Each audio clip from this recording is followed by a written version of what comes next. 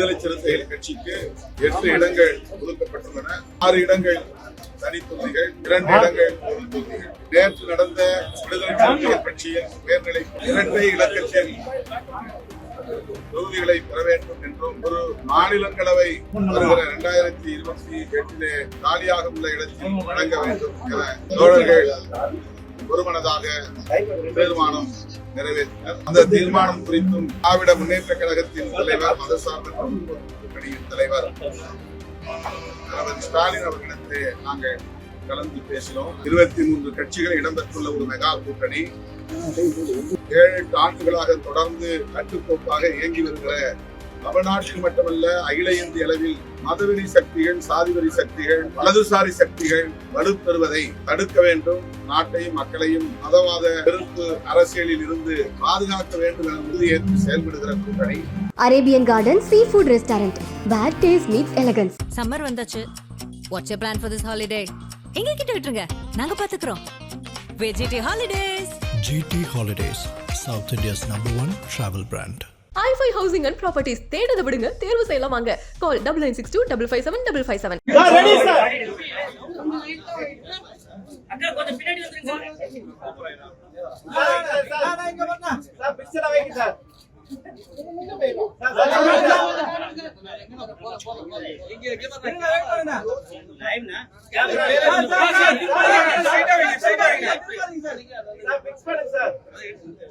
அப்படியே வைங்க.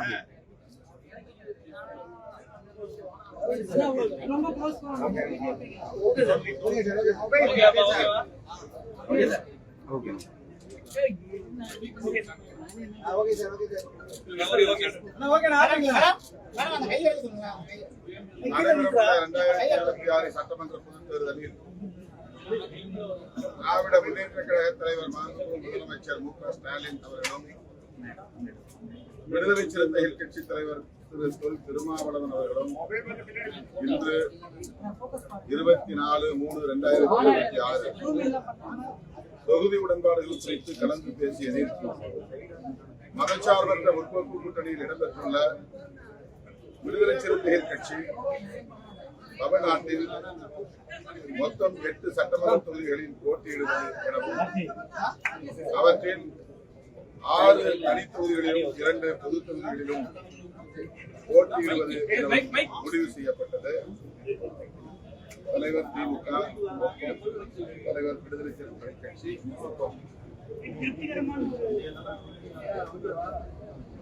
மதசார்பற்ற முற்போக்கு கூட்டணியில் அங்கம் வகிக்கும் விடுதலை சிறுத்தைகள் கட்சிக்கு 8 இடங்கள் ஒதுக்கப்பட்டுள்ளன. 6 இடங்கள் தனித்தொகுதிகள், 2 இடங்கள் பொது தொகுதிகள். நேற்று நடந்த விடுதலை சிறுத்தைகள் கட்சியின் உயர்நிலை குழு கூட்டத்தில் இரட்டை இலக்கத்தில் தொகுதிகளை பெற வேண்டும் என்றும் ஒரு மாநிலங்களவை உறுப்பினரையும் வருகிற 2028 காலியாக உள்ள இடத்தில் வழங்க வேண்டும் என வலியுறுத்தவும் தோழர்கள் ஒருமனதாக தீர்மானம் நிறைவேற்றினர். அந்த தீர்மானம் குறித்தும் திராவிட முன்னேற்ற கழகத்தின் தலைவர், மதசார்பற்ற முற்போக்கு கூட்டணியின் தலைவர் ஸ்டாலின் அவர்களிடத்திலே நாங்கள் கலந்து பேசினோம். 23 கட்சிகள் இடம்பெற்றுள்ள ஒரு மெகா கூட்டணி 7-8 ஆண்டுகளாக தொடர்ந்து கட்டுக்கோப்பாக இயங்கி வருகிற கூட்டணி கருத்தியல் சார்ந்து இயங்குகிற கூட்டணி தமிழ்நாட்டில் மட்டுமல்ல அகில இந்திய அளவில் மதவெறி சக்திகள், சாதிவெறி சக்திகள், வலதுசாரி சக்திகள் வலுப்பெறுவதை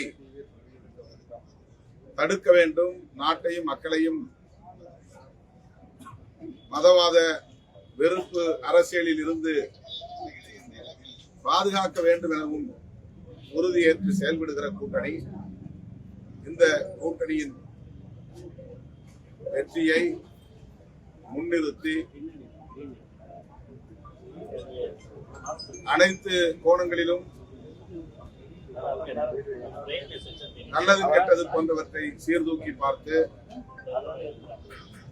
விடுதலை சிறுத்தைகளின் நலன் எவ்வளவு முக்கியமோ அந்த அளவுக்கு நாம் அங்க வகிக்கும் கூட்டணியின் நலன்களும் முக்கியமானது என்பதையும் கருத்தில் கொண்டு இந்த முடிவுக்கு விடுதலை சிறுத்தைகள் கட்சி உடன்பட்டிருக்கிறது. தொடர்ந்து திராவிட முன்னேற்ற கழகத்தோடு நாங்கள் பயணிப்பதற்கு, மதசார்பற்ற முற்போக்கு கூட்டணியில் பயணிப்பதற்கு முதன்மையான காரணம் இடதுசாரி ஜனநாயக அரசியல் தமிழ் மண்ணில் பாதுகாக்கப்பட வேண்டும் என்பதுதான். வலதுசாரி பிற்போக்கு அரசியல் காலூன்றிவிடக் கூடாது, வலுப்பெற்றுவிடக் கூடாது, அது தமிழ்நாட்டுக்கும் நல்லதல்ல, இந்திய தேசத்திற்கும் நல்லதல்ல என்கிற பார்வையில் இருந்துதான் என்பதை அவ்வப்போது நாங்கள் தெளிவுபடுத்தியிருக்கிறோம், உறுதிப்படுத்தியிருக்கிறோம். அதே அடிப்படையில் தான் இந்த பேச்சுவார்த்தையையும் நாங்கள் நடத்தி முடித்திருக்கிறோம். எனவே 8 தொகுதிகளில் இன்றைக்கு கையெழுத்திட்டிருக்கிறோம். 200க்கும் மேற்பட்ட இடங்களில் இந்த கூட்டணி வெற்றி பெற வேண்டும் என்கிற வேட்கையோடு, தீவிர முனைப்போடு விடுதலை சிறுத்தைகள் தேர்தல் பணிகளை முன்னெடுப்போம். தமிழ்நாட்டு மக்களின் பேராதரவோடு இந்த கூட்டணி மாபெரும் வெற்றி பெறும். ஒருபுறம் வலதுசாரிகள், அதாவது சங் பரிவார்களின் தலைமையிலான வலதுசாரிகள், இன்னொரு புறம் புரட்சியாளர் அம்பேத்கர், தந்தை பெரியார், மாமேதை மார்க்ஸ் போன்ற மாமனிதர்களின் அரசியலை திரித்து பேசி திராவிட அரசியலுக்கு எதிராக களமாடுகிறோம் என்கிற பெயரில் சமூக நீதி அரசியலுக்கு வேட்டு வைக்கும், உலை வைக்கும் முயற்சியில் ஈடுபடுகிற திரிபுவாத சக்திகள்.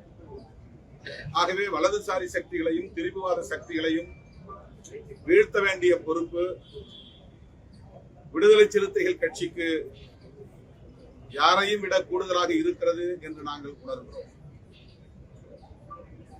தற்காலிகமாக இந்த தேர்தலில் எங்களுக்கு என்ன லாபம் என்று கணக்கு போட்டு அதன் மூலம் வலதுசாரிகள் வலுப்பெறுவதற்கு இடம் கொடுத்து விட்டால் பிறகு தமிழ்நாட்டு அரசியலில் சாதி வெறியர்களும் மதவெறியர்களும் தான் கொட்டமடிப்பார்கள். அவர்களின் கைகள் ஓங்கும். விளிம்பு நிலை மக்களுக்காக போராடக்கூடிய இடதுசாரி சக்திகள் பின்னுக்கு தள்ளப்படும் நிலை உருவாகும்.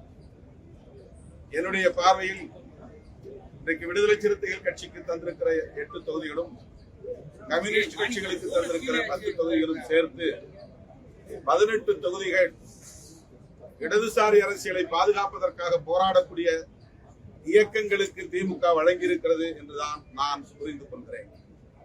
விடுதலை சிறுத்தைகள், இடதுசாரிகள் மற்றும் முஸ்லிம் லீக், முஸ்லிம் அமைப்புகள் சிறுபான்மையினரின் ஜனநாயக உரிமைகளை பாதுகாக்கிற சக்திகள். ஆக இந்த கட்சிகளுக்கெல்லாம் ஒதுக்கப்பட்டிருக்கிற இந்த இடங்கள் மேலோட்டமாக பார்த்தால் எண்ணிக்கையிலே குறைவு என்று தோன்றும். ஆனால் எல்லா திசைகளிலும் நாம் கூட்டி கழித்து கணக்கு போட்டு பார்த்தால் வெற்றி ஒன்றே இலக்கு. வெற்றியை அடிப்படையாக கொண்டே இவற்றை நாங்கள் தீர்மானித்திருக்கிறோம். 1-2 தொகுதிகளுக்காக முரண்பட்டு கூட்டணிக்குள்ளே சலசலப்பை உருவாக்கி வெற்றிக்கான வாய்ப்புகளை நாம் சேதப்படுத்திவிடக் கூடாது என்கிற பொறுப்புணர்வோடுதான் இந்த நிலைப்பாட்டை நாங்கள் எடுத்திருக்கிறோம். இதில் எங்களுக்கு மனநிறைவு உள்ளது. புதுச்சேரியில் தனித்து போட்டி என்று நாங்கள் அறிவித்திருக்கிறோம். 3 தொகுதிகளில் நாங்கள் நாமினேஷன் செய்திருந்தோம். ஏன் 3 தொகுதிகளில் நாமினேஷன் செய்ய வேண்டிய நிலை ஏற்பட்டது என்றால், வேட்புமனு தாக்கல் செய்வதற்கு கடைசி நிமிடம் வரையில் கூட்டணி உறுதிப்படவில்லை. திமுக காங்கிரசுக்கு இடையே கிட்டத்தட்ட 7 நாட்கள் 8 நாட்கள் இடைவிடாமல் பேச்சுவார்த்தை நடந்து கொண்டே இருந்தது. அந்த பேச்சுவார்த்தையில் எண்ணிக்கையே முடிவாகவில்லை. இந்த நிலையில் வேட்புமனு தாக்கல் செய்வதற்கான கால அவகாசம் முடிந்துவிடும் என்பதனால் முன்னெச்சரிக்கையாக நாங்கள் 3 தொகுதிகளில் வேட்புமனு தாக்கல் செய்திருந்தோம். உசுடு தொகுதியிலும் நெட்டப்பாக்கம் தொகுதியிலும் தனி தொகுதிகள் இந்த 2லும் எமது கட்சியின் முன்னணி தோழர்கள் வேட்புமனு தாக்கல் செய்திருக்கிறார்கள். அதே போல உழவர்கரை பொது தொகுதி கடந்த ஆண்டு எங்களுக்கு காங்கிரஸ் அந்த தொகுதியைத்தான் ஒதுக்கியது. தனி தொகுதியை நாங்கள் கேட்டோம். இல்லை உழவர்கரையை எடுத்துக் கொள்ளுங்கள் என்று போன முறை காங்கிரஸ் எங்களுக்கு அந்த தொகுதியை தந்தது. ஆகவே இந்த முறையும் 6000க்கும் மேற்பட்ட வாக்குகளை வாங்கிய தொகுதி என்பதனால் இந்த முறையும் அந்த தொகுதி எங்களுக்கு வேண்டும் என்று 3 தொகுதிகளை எழுதி கொடுத்திருந்தோம். கடைசியாக வேட்புமனு தாக்கல் முடிந்த பிறகு விடுதலை சிறுத்தைகள் கட்சிக்கு 1 தொகுதி தான் என்ற அறிவிப்பு வெளியானது. ஆனால் அந்த 1 தொகுதியிலும் காங்கிரஸ் சார்பிலே வேட்புமனு தாக்கல் செய்தவர்கள், தனி தொகுதிகளிலும் வேட்புமனு தாக்கல் செய்தவர்கள் திரும்ப பெறுவதற்கு தயாராக இல்லை. அது இன்னும் இழுபறியாகத்தான் இருக்கிறது. காங்கிரஸ் கட்சியை சார்ந்த வேட்பாளர்கள் தனித்து சுயேட்சையாக போட்டியிட்டால் அல்லது காங்கிரஸ் சார்பில் போட்டியிட்டால் கூட்டணியில் என்ன பொருள் இருக்கிறது, என்ன அர்த்தம் இருக்கிறது என்கிற கேள்வி எழுகிறது. ஆகவேதான் அந்த 3 தொகுதிகளிலும் தனித்து போட்டி என்று அறிவித்திருக்கிறோம். திமுக தரப்பில் எங்களுக்கு சொல்லப்பட்டிருக்கிற தகவல் வேட்புமனுவை திரும்ப பெறுவதற்கான கால அவகாசம் இருக்கிறது, எனவே பொறுமையாக இருக்க வேண்டும் என்ற வேண்டுகோளை வைத்திருக்கிறார்கள். நாங்கள் பொறுத்திருக்கிறோம். கடந்த முறை 10 தொகுதி கேட்டிருந்தோம், இந்த முறை 8 தொகுதி கிடைத்திருக்கு. போன வாட்டி உங்களுக்கு 6 தொகுதி எப்படி ஒரு முன்னேற்றமா பாக்குறீங்களா? விசிக 8 என்பதே எட்டி பிடி என்பதற்கான ஒரு சைகை தான். எங்கள் இலக்கை எட்டி பிடிப்பதற்கான ஒரு இடமாக இதை பார்க்கிறோம். எட்டுவோம், எங்கள் இலக்கை எட்டுவோம், வெற்றியை எட்டுவோம். நாங்கள் தமிழகத்தில் தவிர்க்க முடியாத ஒரு சக்தி என்பதை நிலைநாட்டுவோம்.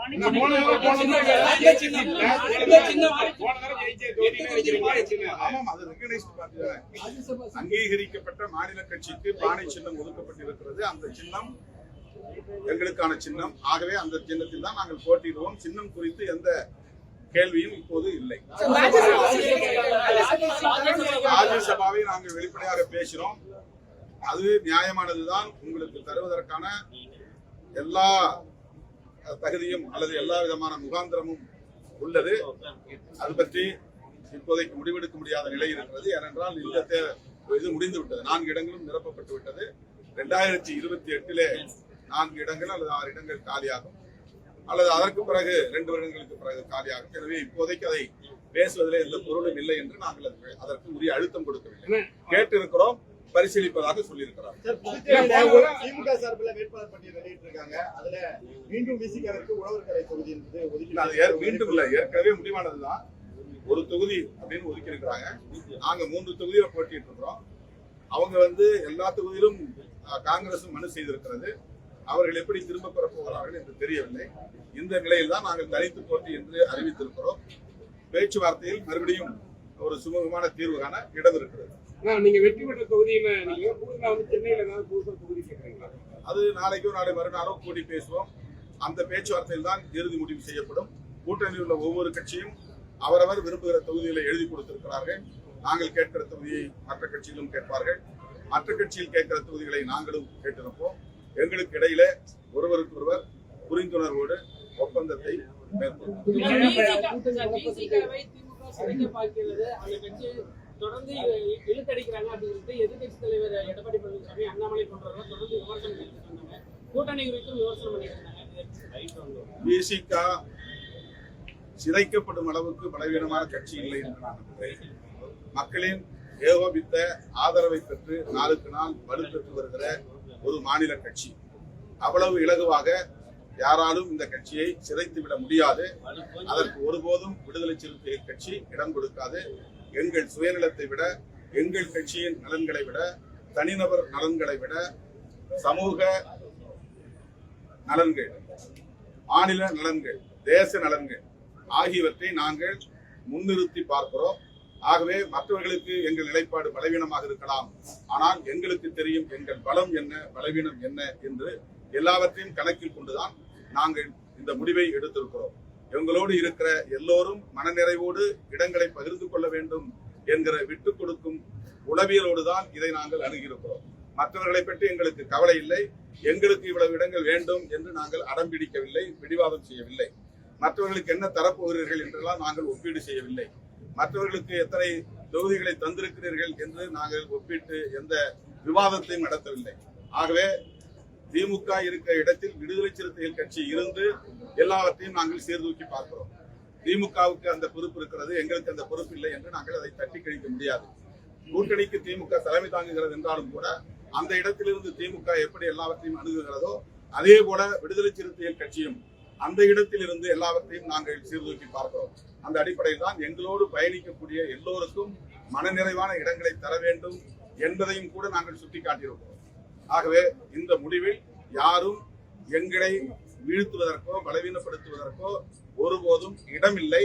அந்த அளவுக்கு இடம் கொடுக்கிற அளவுக்கு நாங்கள் பலவீனமாகவில்லை. சார், இபிஎஸ் வெளியிட்ட செய்தி குறிப்புல எங்க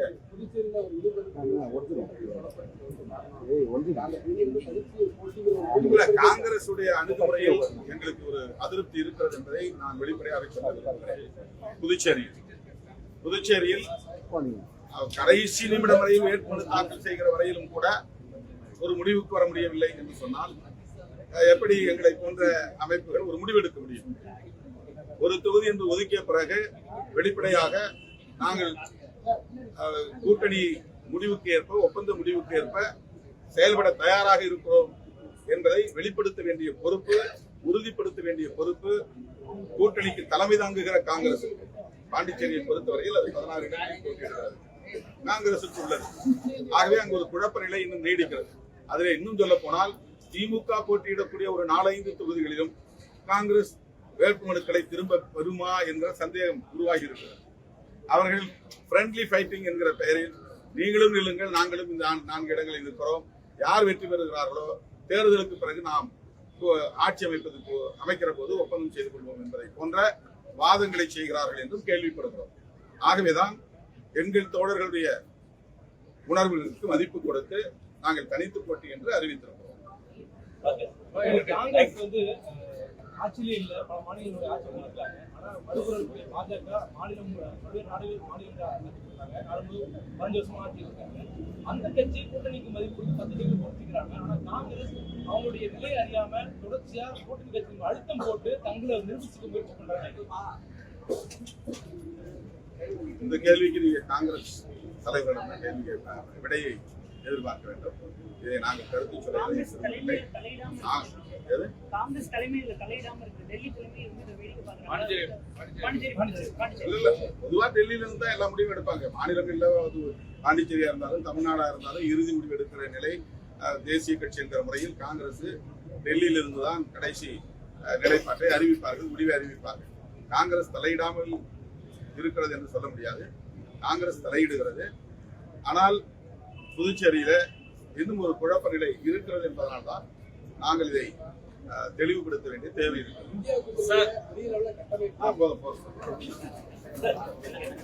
Arabian garden sea food restaurant, where taste meets elegance. Summer வந்தாச்சு. What's your plan for this holiday? எங்க கிட்ட விட்டுருங்க, நாங்க பாத்துக்கிறோம். வெஜிடி holidays. GT Holidays, South India's #1 travel brand. i5 housing and properties தேடுத விடுங்க, தேர்வு செய்யலாம் வாங்க. கால் 9962557557.